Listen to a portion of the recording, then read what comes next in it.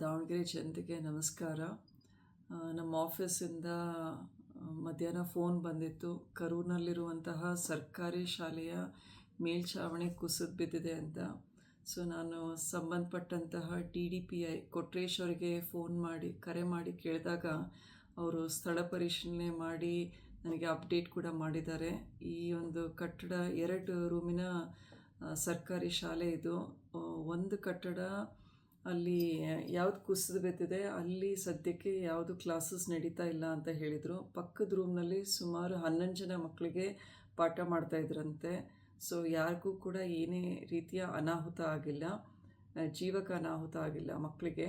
ಮತ್ತು ಈಗ ಸದ್ಯಕ್ಕೆ ನಾಳೆಯಿಂದ ಈ ಮಕ್ಕಳಿಗೆ ಹತ್ತಿರದಲ್ಲಿರುವಂತಹ ಸಮುದಾಯ ಭವನದಲ್ಲಿ ಕ್ಲಾಸಸ್ ತಗೊಳ್ಬೇಕು ಅನ್ನೋ ವ್ಯವಸ್ಥೆ ಮಾಡಿದ್ದಾರಂತೆ. ನಾನು ಕೂಡ ಈಗ ಸದ್ಯ ದೆಹಲಿಯಲ್ಲಿ ಸೆಷನ್